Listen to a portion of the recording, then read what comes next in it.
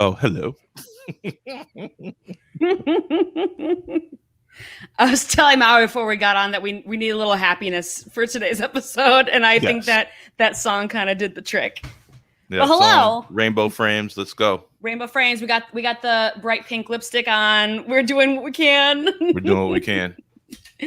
But hello, welcome to the Bad Batch recap show on The Dope by Reflight Media. I am Catherine. That is my co-pilot, Maui Jones. How you doing this fine Saturday early afternoon? I'm good. I'm ready to talk about this episode. Oh my So much God. that we've been speculating on kind of came to a head in this. So it was super exciting. Yeah. It really did. We also really disappointed because there's no Crosshair, but no Crosshair, not yet. But we'll get to him. We'll get to him. But a little peek behind the scenes for y'all. We really don't discuss these episodes off camera until we get on here. But this time I was like, Maui. yes, I messaged you the second I finished. You really did. The second I finished, you're like, you gotta save it. Yeah, let's stop. I sent him that Michael Scott gif of him going, yeah, like, no, you gotta save it.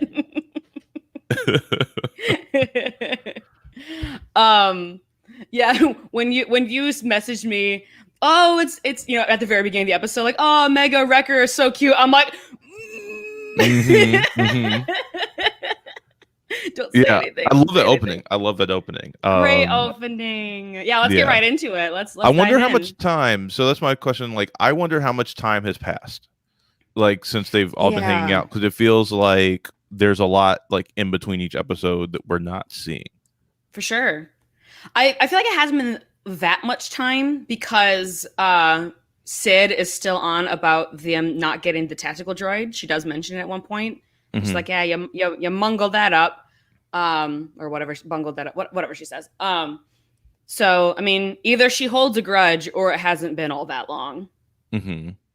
But this happens pretty early in the episode, so I don't mind mentioning it. It has been a certain amount of time because Rex has found the Bad Batch. Yes. We have our Rex sighting that we have been saying was all but inevitable this entire time. But it seems like he was the person at the end of the previous episode with Trace and Rafa. Yeah, yes, because he mentions that, when they asked, how did you find us? He's like, oh, Rafa and Trace, said that you guys were around. But he also had something he's not usually wearing that kind of had a similar cut to Bail Organa. So I was really mad. It's like he tricked me. We had speculation. I was convinced that it was Bail Organa. Although I'll have to go back into our last episode because I feel like I might have said that it might be Rex, because I think you did. I said that it's someone that clearly has a connection to the clones because Rafa is like, we got some rogue clones, thought you might want to know. And I was like, who's got a connection to the clones? There's only a handful. So, yeah. So I'm gonna count it as a win for myself. Yes, absolutely. I don't necessarily have the I don't necessarily have the tangible proof yet, but I'm gonna count it. So I just wanted to point out. So I watched this a second time. So again, peek behind the curtain. I watched it one time just for my own enjoyment as a fan, and then I watched it a second time to take notes, think of questions for the show. And the second time I watched it, I had a friend over last night, a good friend of mine from high school, who's a huge Star Wars fan, probably even bigger than I am. And we watched Wrecker and Omega get the Mantel mix. And, he says, oh, there's Chicago-style popcorn is canon in Star Wars. Yes, 100%. I was like, oh, that's kind of funny. I was like, this is basically Chicago-style popcorn. It really, really is. I'm waiting for it to be on Binging with Babish, and have Filoni and Favreau there, and he makes Chicago style popcorn. I would be very into that. Also, I'm a huge popcorn fiend. You put a bucket of popcorn in front of me, it'll be gone in 5 minutes. Not joking. I have a movie style popcorn machine in my home. So when am I coming over? I don't know. I'll be right back. I have to plug in my computer. Keep going. Okay, cool. So we open with the Bad Batch on a mission for Sid, and they're caught in a firefight. It's pretty standard stuff. They got Ruby, the weird-looking creature, and like right from the get-go, I mean, you get even more Wrecker and Omega kind of in the back, where Omega's like, oh, its name is, she calls the creature Ruben. He's like, you named that thing? Like, you already get like the back and forth banter. So I mean, they keep laying down the pathway to the inevitable heartbreak in this episode. It sucks. And like also like I love that it does feel like you're kind of getting like a Cheers type of bar vibe. Yeah. There, because a couple of the guys that were betting on Omega's shooting are there and hanging out, and so it definitely feels like it's Cheers, which makes it so much more perfect that Rhea Perlman is playing Sid, who like kind of runs the place, because she was Carla on Cheers, which makes me very happy.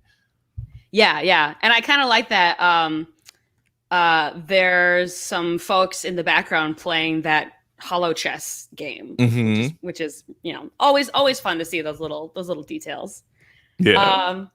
And they get the lizard Ruby or whatever to Sid, and it is revealed that they are in her debt because of docking fees, rations, fuel, Mantel mix, / Chicago cartons. 3 cartons of Mantel mix, and he's like, "What's Mantel mix?" And then and then like immediately cuts that jump cut to them like getting Mantel mix, just laughing. It's amazing. He's like, put on. I get the impression that Wrecker just doesn't really know what commerce means. Yeah, he's like, "Oh, just put it on Sid's tab. It's fine. Yeah. But then, I mean, pretty shortly after, we get Rex. I mean, within like a minute, Rex is there. Yeah, some of the place. People in the bar are giving him shit, and so he shoots it up a little bit. I felt that was a bit out of character for him. Yeah, but he didn't kill them. He just scared them off. I guess. All right, fair enough. So which it was a little weird. I think they were just like, okay, how do we just like quickly introduce Rex? Like, just have him take his hood off. I don't know. It seemed a little unnecessary, but it was, I guess a quick way to do it. But if it was like a warning shot and it caused them to scurry, then I guess. I mean, Rex is not one to back down from a fight. I just don't think he's quite so trigger happy, I guess is my point. Agree. Unless they're really about to rough him up. But he's also like still wearing his clone armor. Like, again, my friend who was watching the episode with me last night, when you see that kind of side shot of him like putting his gun away, immediately he was like, "Oh, that's a clone arm." Like he saw like the guards, the white with the blue straight. Yeah. Yeah. Like that was your first hint that was for sure Rex. But when I first watched the episode and Rex reveals himself, my husband was in the shower, taking a shower at the time. I swear to God, he must have heard my scream all the way upstairs in the shower, because I lost my mind. Like, again, we kind of knew it was coming. I already guessed maybe it was Rex, but to actually see him. But okay, but this goes back to your returning character conversation, right? It's a returning character.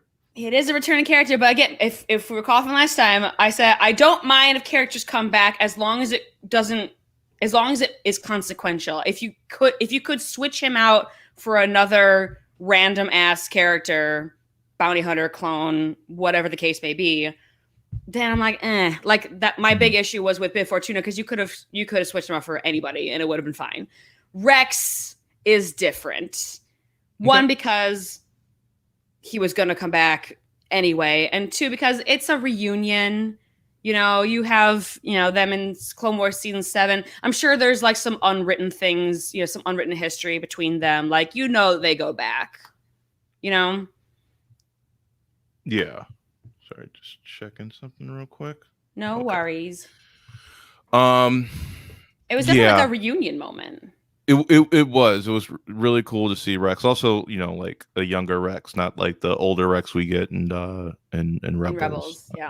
Which is nice. What was your reaction initially to? I was super happy. I wasn't quite sure who that was at first. I was like, who's staring at them? Like, who's this hooded figure? felt very like Strider and Lord of the Rings. Like, what's going on? Yes, I got the same vibe. And yeah, it was really nice to kind of see him pop back up and integrate with them. Yeah, this made me real happy to see him back, like an old friend. Like, oh, hey, what's up, buddy? For sure. And a little more war weary, a little more beaten down than the Rex we may be used to in Clone Wars. Mm-hmm. And so then they are sitting around the bar, talking about what they've been up to, how he found them, and then the talk turns toward the inhibitor chips. Yeah, which is, okay. Obviously, I'm not a mental health professional. I am not certified in anything, but I kind of got a little PTSD hints from Rex, because Rex, when he hears that they have not removed their inhibitor chips, he immediately like puts his hand towards his holster. Yep. Because, and that's a callback to Order 66, where he has experienced firsthand how dangerous it is. I mean, he was under the influence of it himself, and he saw, I'm sure, the destruction that it caused in those around him. Yeah.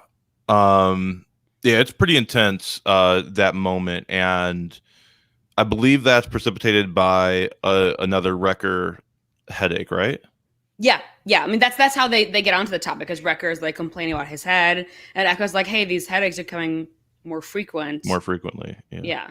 And Tech being Tech, he's like, "Oh, it's no big deal. Like, because we're deviant, the inhibitors don't affect us as much." And Rex is like, "No, we're doing still this. Have your inhibitor chips," and Yeah. he freaks out. Yeah. Well, and I think part of the reason why he freaks out is that if it were to happen that they were to be Order 66, they are these super soldiers.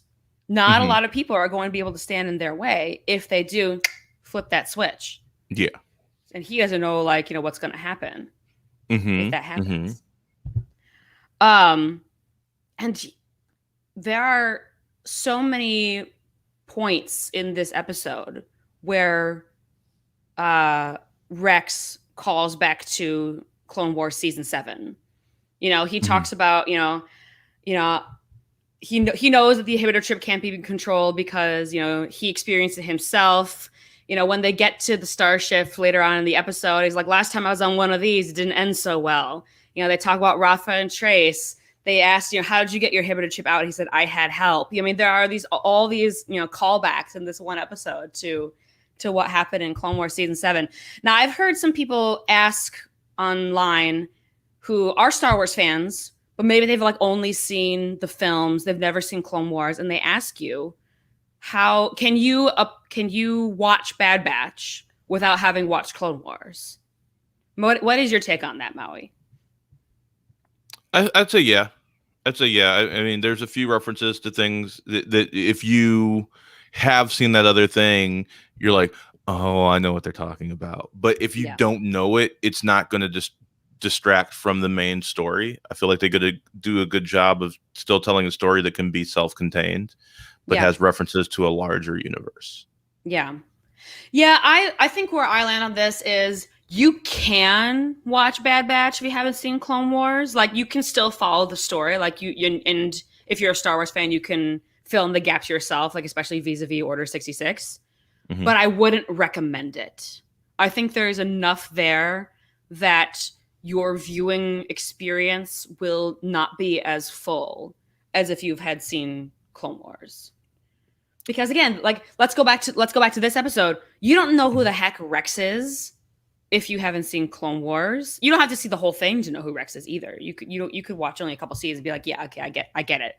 And that reveal will mean really nothing if you don't know who that is. Well, you can figure out you can figure out who it is based on how they they call him Captain and they talk about things, but that doesn't have the emotional punch. It might not, but you do know it's a big deal because they've mentioned Rex multiple times from the second episode on. Yeah. We keep hearing about this Rex person, so this Rex clone is a big deal. Right. You might not have like the emotional connection of watching Clone Wars for years, but I still think it works as a narrative on its own. I think it's majorly enhanced if you know the other stuff around it because you care so much more about these characters that you're just meeting for the first time. Yeah. But as a story, like my question would be, does it still function? Does it still make sense as a narrative on its own merit? And I Oh, it think it surely does. does. Oh, it surely does. Yeah. I just would highly recommend anybody who hasn't seen Clone Wars to watch at least like the main episodes of Clone Wars before you watch Bad Batch. That's what I There's a few episodes from season 1 to watch, but like season 2 on, I think is maybe even season 3 on is where really I think there's some good stuff in season 2. I would say maybe the second half of season 2 is where it really starts to hit a stride. Right. Yeah. But from then on, then it feels like a more cohesive narrative. Right. And there are lists out there because let's be honest, as much as we love Clone Wars and as good as Clone Wars is at its best, when it's not at its best, there's definitely a lot of filler there. So there are lists out there that give you recommendations on what you should watch in what order and what you can skip, frankly. Right. Because also Clone Wars is not exactly in linear order. Which I didn't realize the first time I watched it. Mm-hmm. I didn't grow up with Clone Wars. I only watched it for the first time like 3 or 4 years ago. Because I had a coworker who's like, "You're a Star Wars fan, you never watched Clone Wars?" Like, how? And I was like, "Okay, fine." And I was one of the people that in season 1 I was like, "What the heck did I get myself into?" But I didn't realize that it wasn't linear. And there are some people who did, and I'm just like, what tipped them off that Clone Wars wasn't linear? That's never occurred to me that it wasn't linear. I know that it wasn't linear because it was told to me that it wasn't linear. I didn't figure it out while I was watching the Clone Wars. So I don't know how people figured that out. Yeah. Yeah, I don't either. Because if it has something to do with, I don't know, the kind of weapons they're using or the ships or whatever, I mean, that has to take a really eagle-eyed or to figure that out. Yeah. But anyway, there is an interesting moment I want to talk about before we get to Braca. Braca, I can't remember how they pronounced it. Where Rex and Omega meet for the first time. And Omega kind of looks into his face and is like, "You're a Generation 1." And he's like, "Yeah, how'd you know that?" And she goes, "Well, from the lines in your face." And at first I thought they were going to give us like a intuitive force sensitive moment. Mm-hmm. I don't think that's how it turned out. I mean, I don't know if that's what they were going for or not, but I don't think that's how it turned out. I think that's just more of a callback to her being a lab tech. But what do you think? Yeah, I think it was more of a callback to her being a lab tech. She knows approximately how old Generation 1 clones should be by this point. So she could tell by how he's aged what generation he was. Yeah. But he still does say, of all the clones I've ever met, and Rex has met a lot of clones, I've never met anyone like you. And I was like, interesting. I wish we gotten a little bit more of that. Because we still that would don't be know nice. like what's up. Mm-hmm. Yeah, I really would like some clarification on that. Yes, please.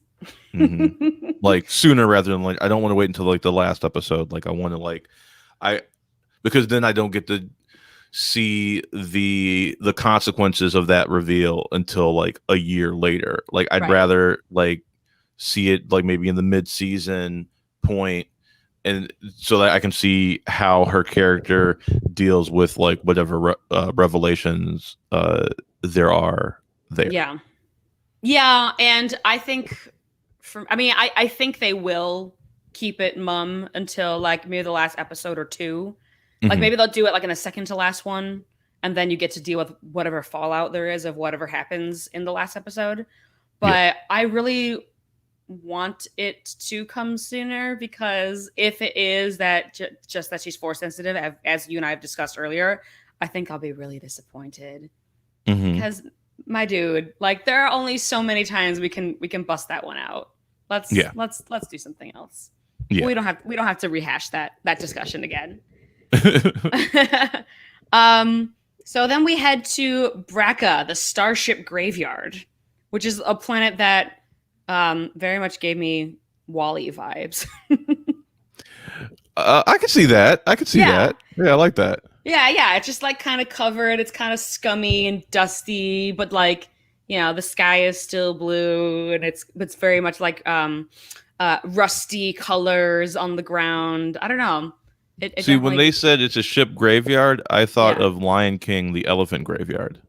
Oh, that's funny. That's kind of, yeah, that's That's where my interesting. brain went when they described it. I was like, Yeah, I like Lion that King. because, well, yeah, because they were talking about it's a starship graveyard that's used for transportation. I'm sure the animals could like climb on an elephant's back and use them as transportation. Mm-hmm. Mm-hmm. But it was actually really funny. Again, I'm watching it with my friend last night, and we were talking about it, and we were commenting, as you and I comment many times when we recap these episodes, how great the art is, and I really loved the design of Brock. Again, the colors, the rustiness of the junk on the ground, but with the blueness of the sky, and it's kind of hazy, and there's all these details of these starships that are in disrepair. And so my friend and I were commenting like how cool the art was, and then immediately after, one of the clones says it's not much to look at, and we're like, oh. We were just admiring it. That's funny. Um, yeah. It's a pretty striking planet when you see it. It's like all like the crap just kind of piled up there. And then they also mentioned the Scrappers Guild, which is that's always fun. Like when you get to see some more of like the way the world works, right? Like there's a guild of scrappers that just like right, whose like whole stuff. point is to look for stuff that could be possibly used. Mm-hmm. Yeah, it's funny because I feel like Star Wars, I mean, the little we get of like the economy of the galaxy, we get a lot of things like that where, there are whole groups of people that are just around to do a thing. So like you get, like in Mandalorian, you get like the Bounty Hunters Guild, who like that's their whole thing, is that they just and they're organized too. They get those chips that have the hologram of the target, and they figure out, they track the person down. Like these people are they're out here to get it done. Mm-hmm. And I wonder if the Scrappers Guild is like that. But I just think it's funny that like it sort of like the way that people talk about the planets of Star Wars. We're like, there's a planet that's the forest planet, and there's a planet there's the ice planet, and where the whole ecosystem is just one thing. I think it's kind of funny that also bleeds into like the economy of Star Wars, where there's whole guilds out there where they're just there to do the thing. Does that make any sense? Yeah, absolutely, that makes sense. Yeah. That's kind of one of the things I love about Star Wars is like all the world building, right? There's like infinite stories there because there's a lot of thought into how the world interacts with itself. So yeah. And the Scrappers Guild is a perfect example because I'm looking at these guys and I'm like, I want to know more about this, because they just hang out on this desolate junk pile of a planet all day long. Like, where do they get their what is with these guys? Like, where do they get their food? My thought is that they probably travel the galaxy and like they scavenge ships and bring them back. Oh, right? Interesting. See, that's not what I was thinking at all. Yeah. I was thinking that these ships are like left there. No. So my thought is that like they go out and like after battles, right? We just had this war.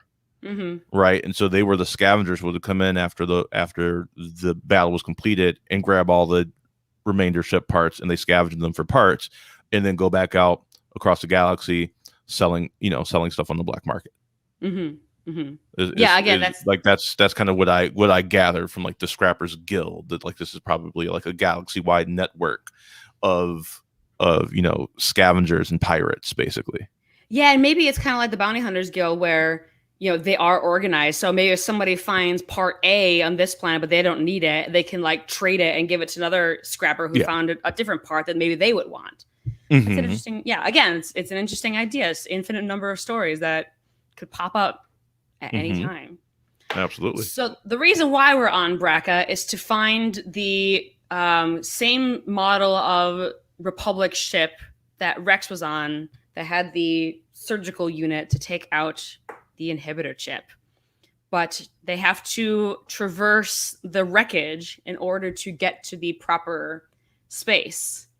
And in this wreckage of this ship, we encounter a Dianoga, which is the same creature from A New Hope that is hanging out in the trash compactor on the Death Star.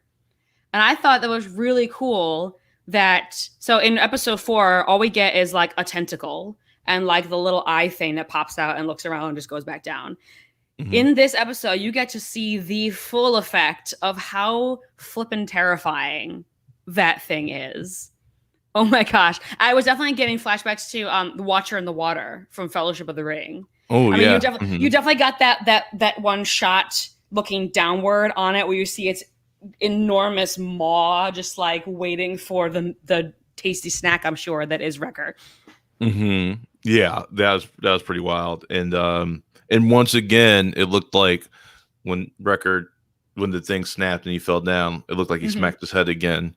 Like he just keeps hitting, keeps like being bludgeoned by heavy objects all the time. Dude cannot catch a break.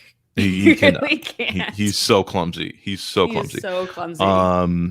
But yeah, that's a pretty harrowing scene. And like they didn't pull any punches on that scene either. Like no. He gets straight up pulled under by the thing for a few seconds, and I'm like, oh shit, are they about to lose Wrecker? Like it's a pretty intense scene the way they built it. I would argue that the entire episode is pretty intense in the way that it's shot. I mean, mostly in the second half, because the first half is just setting it up the second half.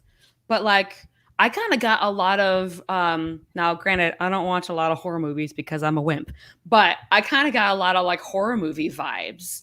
You know, you get these terrifying creatures that, you know, previously only caught a glimpse of. You have the flickering lights inside the starship when we'll get there when Wrecker is on the rampage. You get these, you know, creepy moments where the predator, being Wrecker in this instance, is kind of stalking around, you know, and you think he found the hero, but you know, it's a fake out. You know, there are a lot of those suspenseful moments in this episode. Yeah. Just throughout the entire thing, you know, there's I think there's a kind of a lot of like fun sequences as they go into the belly of the ship. Yeah. So we get to the surgical unit, and they're trying to fix Wrecker up, and Rex said something that kind of made me cock my head a little bit. He says, and I wrote the quote down in full. I said, "Very few clones were immune to the effects of Order 66. It's rare." And my first thought was, "There's more." Like, obviously, we know the Bad Batch was, well, except for Wrecker and Crosshair, were mostly immune to Order 66. But he says very few clones were immune. I'm just like, were there more? I mean, I know you and I probably don't have any hard evidence whether there were or there weren't, but I thought the idea was kind of interesting. Yeah, I mean, I don't know. It makes sense to me, right? Like, nothing has like 100% like, you know, efficacy rate. So like, say like this, you know, the inhibitor chip is like 99% effective. You know, so like 1% of clones were able to like actually resist, you know, doing the thing. But can you imagine being in the shoes of one of those clones?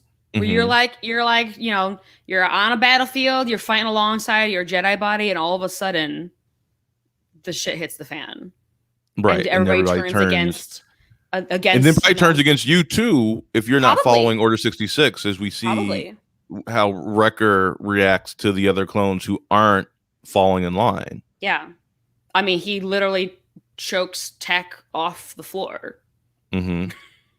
Now, granted, we know that Wrecker is stronger than your average clone, but like still, you know, if you're on the battlefield and you're amongst hundreds, if not thousands, of other clones who all of a sudden on a dime turn against you and your Jedi commander, you don't stand a chance. Yeah. This just the impact of that really made me think. So now we get to the moment of truth, or not. And I wanted to ask you, from a creator's perspective, why do you think the writers, when they were creating this narrative, and we'll talk about it in the context of the full series up to this point. Mhm. Why do you think the writers chose Wrecker as the one to fall to the inhibitor chip? So I think it was a couple things. One, I think his enhancement has nothing to do with his brain, right? So Mm-hmm. so he's not smarter than your average clone. If anything, he seems like he's a little simpler than Yeah. than Bless his heart. most of the other clones, right? Like Right. he does, so I think that's part of it. That I think that probably made him a bit more susceptible to it. Mm-hmm. Whereas Crosshair, who's more of a sociopath, I think made him more amenable to it. Yeah.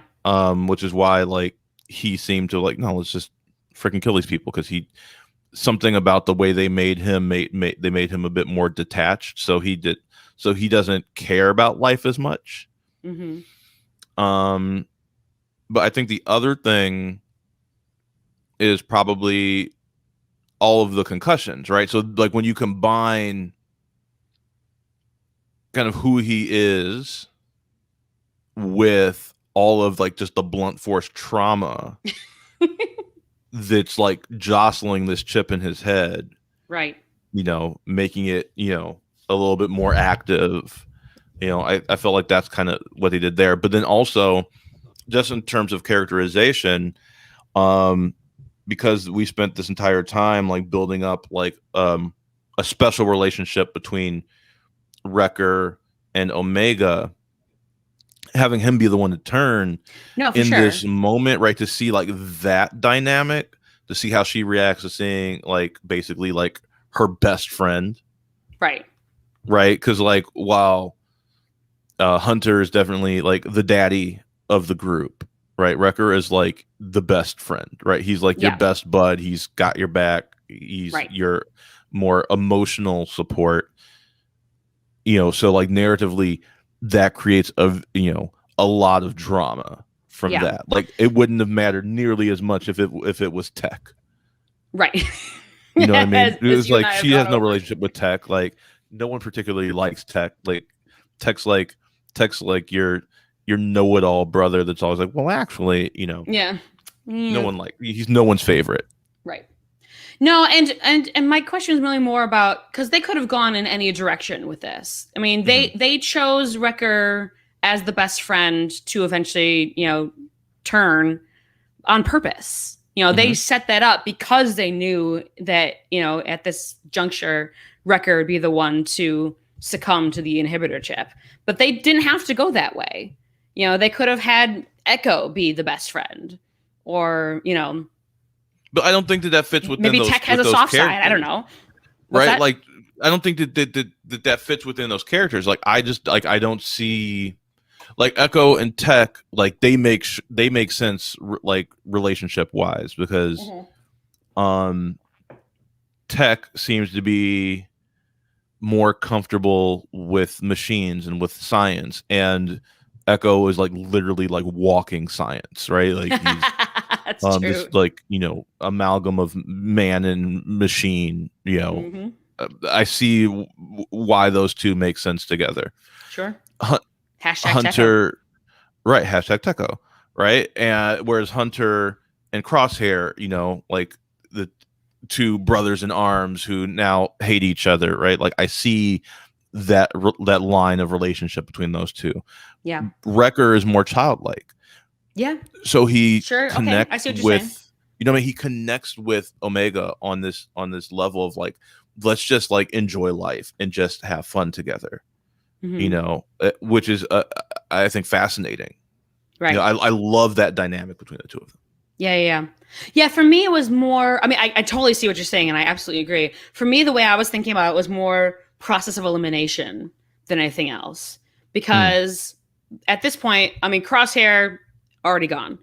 It wasn't going to be Tech for the reasons that you stated. He's so logical. He's kind of distant. That was never going to happen. It wasn't going to be Hunter because Hunter's the leader, and I don't think it serves the narrative as much to have him turn, because what else is going to keep the group together? Honestly, Mm-hmm. I don't really see those leadership qualities in any of the other remaining Bad Batch clones. And Echo, the only one I could maybe see would be Echo because of all that he's gone through physically. And maybe that, kind of weakened his, resolve against his body's resolve against the inhibitor chip. So I could see that, but I agree with you with Wrecker's kind of simple personality. I think that is more of an emotional gut punch to see this fun-loving, compassionate character who just wants to blow stuff up, honestly, take such a dark turn. And when he takes that turn, because he is the strongest, like physically, like most imposing of them, it's terrifying. It's like the fucking Terminator all of a sudden. 100%. Yeah, I'm watching this go down, and I'm like, how could you stand up to this guy? I mean, he's a one man army by himself. I mean, he's the one that they put in the front lines to like mess stuff up. I mean, his name is Wrecker for a reason. Yeah. So Wrecker starts to go on his rampage, and they're throwing everything they got at this guy. I mean, Hunter's throwing knives. Rex is trying to use his stun gun on him. Absolutely nothing is working. And at one point, Wrecker's got Hunter up against a wall, literally choking him out. And you see blaster fire. He drops Hunter, turns around, and there's Omega by herself with the gun. And my heart broke into 1,000 pieces at them. Remember I said a couple episodes ago that if Wrecker was going to be the one to turn, I'm suing. My lawsuit is now pending, sir. Yeah, that's a scary moment. And like we just said, right? Like all of that build up and all of that like laying the track of like those two having a very special relationship, and they put a lampshade on it at the beginning of this episode, right? They're at the beginning of this episode, like, oh, they have a tradition now that they go get the Mantel mix after every successful, mission. This is their tradition now. Like they're besties, right? Yep. And that's all intentional, just to like pull your heart out in this moment. It's so 1,000%. Yeah. Yeah. I feel very emotionally manipulated. That's why I'm suing for damages, and I will be calling my lawyer. No, I'm kidding. It's what makes for good narrative, and I just have to swallow it. But again, like I said before, you really got those horror movie vibes when he is stalking out his prey, and then he whips aside that piece of scrap, and you think Omega's behind it, but she's not. But this other moment when Omega has her weapon, and somehow, I don't remember exactly how, Wrecker knocks it aside and has a gun pointed at her. And she says, "Please, I'm your friend." And he gives us a good soldiers follow orders. I mean, my heart could not deal. I was crying at this point, like full stop. Yeah. And also before that, like the way we see him, like he takes out Hunter pretty quickly. He takes out he just knocks the crap out of Tech. Yeah. For sure. Like I think he like chokes him out and then hurls him across the room. Aside. Yeah, basically. Right. Yeah. I don't remember what he did to Echo, but like he just takes everyone out so quickly. Right. And the only person who's left is the smallest, least qualified person in the room, who still, despite all that, despite the fact that she's up against her best friend, has the courage to stand up to him and try to snap him out of it. And it just, yeah.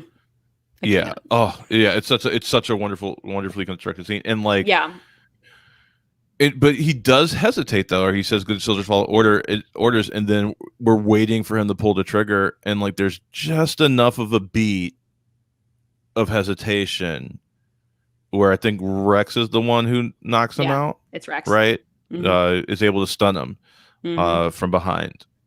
Thank God. Because Thank God. I don't know how much longer he would have been able to like resist. Yeah, I do think he was resisting, because I felt even when he said good soldiers follow orders, it felt like he had to push that out, right? Yeah. And after he wakes up from the surgery, he does go to Omega to apologize. He says, I fought it as hard as I could. And that's the moment you really see that.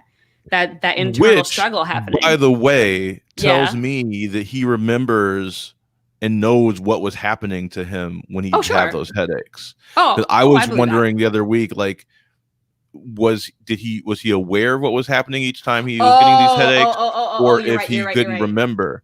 And because I felt like if he did remember, if he did know what was going on, then he was being super selfish by not saying anything. And so Right. I Oh, I feel like forgot about that. so You're I so, right. so I don't know if that's what they intended with that, but I feel like that's what they're saying with him making that statement.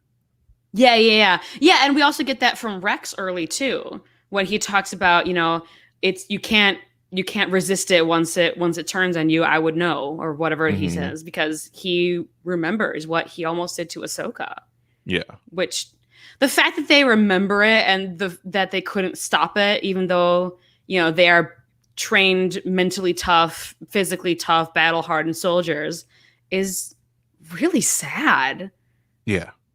Oh my gosh, just the idea of and again, like we mentioned before, you can tell Rex has that guilt. He Hmm. absolutely does. And earlier in the episode, he talks about, I don't want any more of my brothers to get hurt or something like that. Like Yeah. he definitely has that emotional scar on his heart. Yeah. What I loved though was like after they subdue him and uh do the surgery thing, and you're like, oh, he's not waking up, and now we just have to wait, right? Mm-hmm. Surgery was successful, but he's not responsive yet, and Yeah. you're like, oh snap.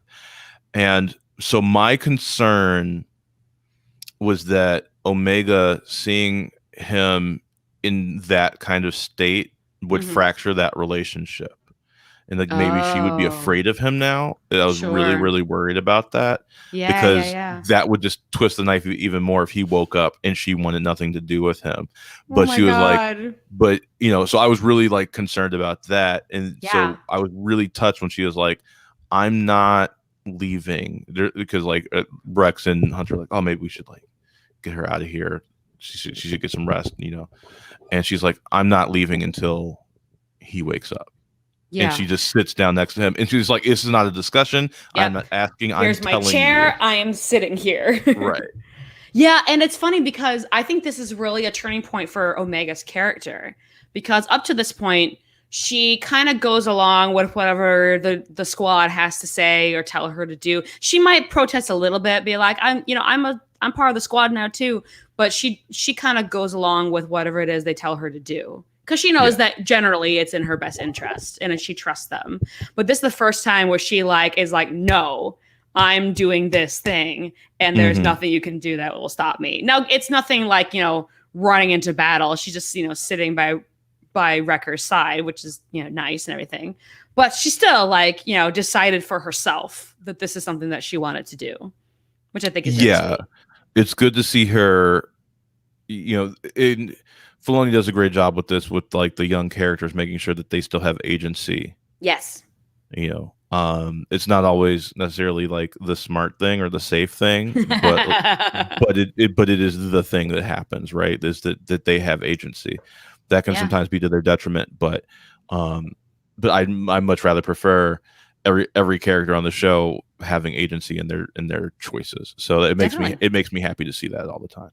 Absolutely. Yeah. They're not just like going with the flow, wherever the narrative happens to take them. Like they get to make choices, and that's really interesting. Mm-hmm.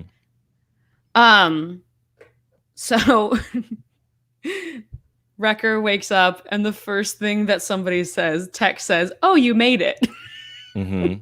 Which I was immediately like, I turned to my husband, I'm like, yep, Tech is a sociopath. And he has no idea what the hell I'm talking about. But I was like, one of your closest comrades in arms almost died after a very delicate surgery, after, this going on a rampage because of this thing. And all you have to say is, "Oh, you made it." Yeah. I'm done. No, he's completely a sociopath. He's absolutely a sociopath. Yeah, which I kind of like. I do too. I like that within the group dynamic. But and like we jokingly say he's the worst because he is kind of the worst. He is the worst. I kind of like that. I like that not every character is like a perfect character. Like each character has their issues. I appreciate that for sure. Yeah. You got Tech, who's kind of a sociopath. You have Wrecker, who's simple but sweet. You have Mhm. Echo, who I don't know. I feel like he's a little emotionally distant. I Um, think he can be, but like I also at the same time feel like he's the most human out of all of them. which is odd because he's also the most machine. Yeah. So there's a bit of a contradiction there. And then of course you got Hunter, who's still kind of figuring it out as he goes along. Which I Yeah. appreciate. I think we get a lot of, not just in Star Wars, but in media in general. We get these examples of leaders who always know the right thing to do, and every decision that they make for the group is right and moves them forward. Hunter's not like that. You see Mhm. him kind of struggle a little bit with what's the next thing to do. In fact, I mean, in this episode alone, he and Rex have that conversation outside after the surgeries happen, and Rex try to brings them into whatever it is that he's up to right now. And Hunter's like, I got to do the best thing for my group. And Rex says, what's that? He's like, I'm not sure. Right. So, I kind of respect that. He doesn't always know And what's then right. also what's best for Omega, right? He's like, we have someone we're taking care of now. Like we're Yeah. parents, Yeah. and so I can't make those decisions based on like battle and sides. Like now, like the only side I'm on is hers. I think Correct. that's an interesting thing to hear. Um, hear him say out loud to Yeah. somebody else. It kind of cements like what the current relationship is with that group and their motivations. So I think there's a lot there in terms of like what the trajectory of the rest of the season is. I feel like I now have a litmus test against where to measure their choices as a group, like what makes sense in character and what doesn't. Mm-hmm. Is it in service of protecting the family? Yeah. Because that seems to be like his goal right now is to protect his family, Yeah. right? Absolutely. Omega, Wrecker, Tech, Echo that's his family, and so the choices he's making is to ensure their survival, not to ensure the Empire or the Republic, his family, and Right. that's a very interesting thing to motivation for the character to have. And that's a really good point, because I never really got the vibe. Now, granted, we didn't know the Bad Batch all that well before this show started. We only got those couple episodes of them at the top of season 7. But I never really got the feeling that they cared that much about the Republic and like the army was fighting for. Mhm. They kind of give me, while some clothes definitely did. They said, they would say sometimes in the series, we're here to protect the Republic. I never got that from the Bad Batch. So they were kind of, up to this point, out for themselves. They were doing the fighting because that's what they were literally born to do. They were just doing what they're good at. They didn't really have a purpose other than just to like do what they do. And now they have a purpose, which I think is really wonderful. Yeah. Yeah, agreed. 100% agree. Yeah, I that makes me happy. I'm interested to see what happens when that's tested. Mm-hmm. What happens when outside forces don't let them be neutral. Yeah. Yeah. And the choices that they have to make because of Yeah. that. Absolutely. Yeah. And I think Rex will be back because when as Rex is walking off, we had the if you've ever been in a bind, you know how to reach us, and I was Yes. like, that's a call out. I think we haven't seen Yeah. the last That's of to old let you know Rex. that you've not seen the last of Rex. I very much Absolutely doubt not. that. And I would love, I again, would I as- would love to have him back. I would assume that we'll see him by the end of the season again. I would agree with that. Maybe in the So last couple episodes. right, I because don't think they'll bring him I back. would assume that they're gonna do.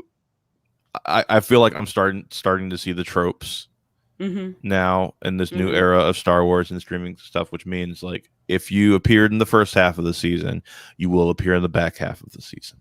Right. Right. So I think we're going to see a lot of that. So Trace, Rafa, Rex, I think all of them will reappear in the back half. Which makes sense because it goes back to our issue with bringing characters back all the time.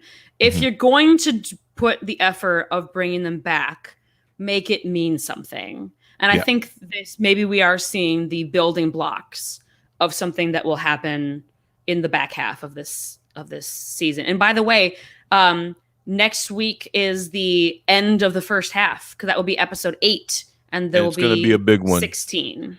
It's going to be a big one, and here's why I say that. The very end of this episode, I was just gonna say, right? They Yep. don't leave. So they don't leave the planet, Mm-hmm. right? 3 of them have gotten their inhibitor chips out, as far as we can tell. I don't know that Hunter has done his yet. He'll probably be the last one. So maybe we see him finishing up his procedure at the beginning of the episode or something. Mm-hmm. But the Scrapper Guild see them, and what do they say there at the end? They say notify the Empire. Right. And I kind of think that maybe we'll finally get Crosshair back. Exactly. So we'll see Crosshair with his evil version of the Bad Batch. Right. Yep. The non-clone Bad Batch. Right. The Mad Batch. I like that. I like will come in and they will go toe to toe. Now, I would assume that Hunter's hope is we'll engage them, but like let's try and like knock out Crosshair so we can get him in the surgical unit and get the inhibitor chip out so he can be free from the Empire's control. Yep. I think he's, because right, if everything that he's doing is to ensure the survival of his family, that's a family member that the other side has taken from him. Yep. He wants to get his brother back. Absolutely. But I have the feeling that like they were the closest. Or maybe they butt heads the most because they were kind of both that leadership figure, and it was just a question of who's going to come out on top. Yeah, but I think that like, I think that part of it was antagonistic between the two of them, but also they were probably the closest. Like they have like a shorthand when they fight with each other that's unlike any of the other batch, right? So like he wants his brother back. Like that's his best friend, even though like they're rivals, they're also best friends. You know? Yeah, I get it. So I think that the next episode is going to be pretty intense. I think we might also get some further information on why Omega is so important.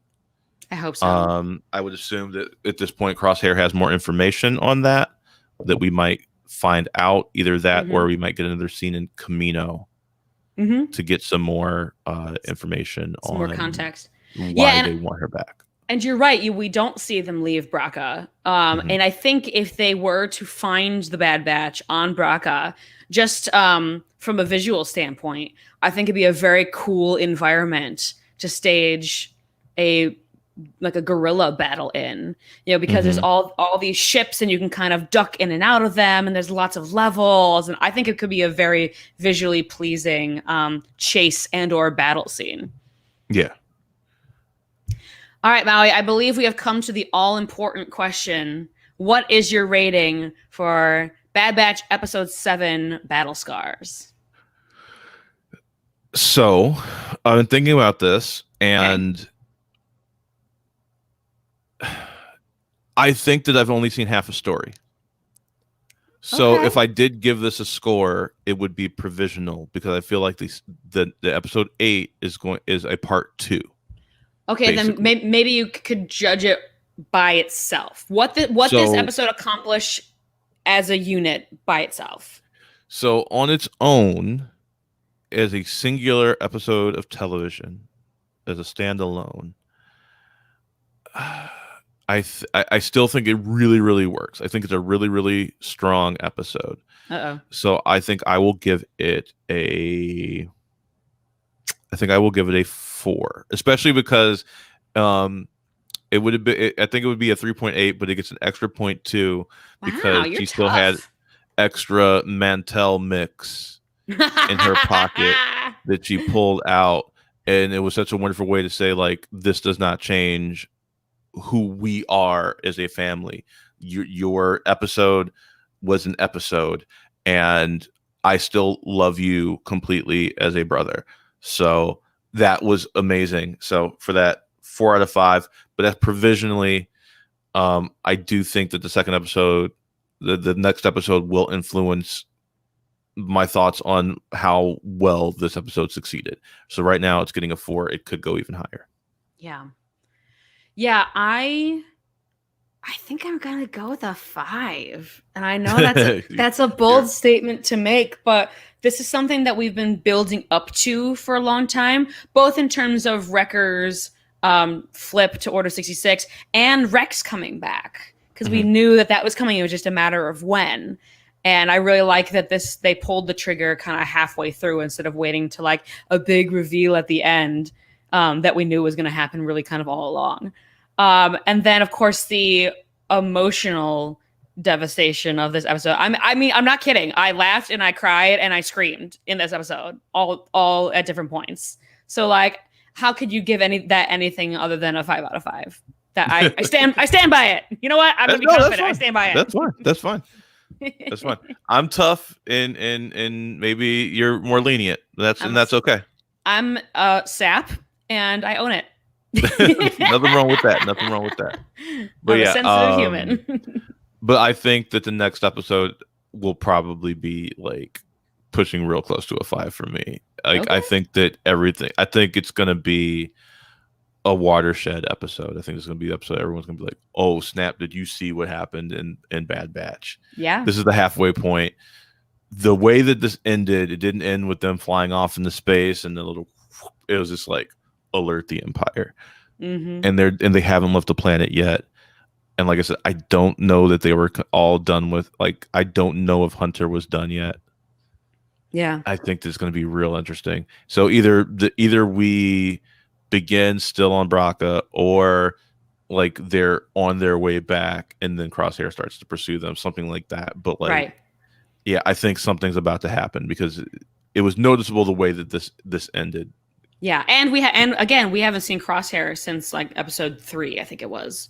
Yeah. So he's got to come back at some point, and if we're alerting the Empire, and they know that they're clones because they're with freaking Rex, so it's pretty obvious. Right. And there's only one person that you can really bring to that situation. This is the moment to shake up the series. 100%. And I was hoping that it would be this episode that they would do that in.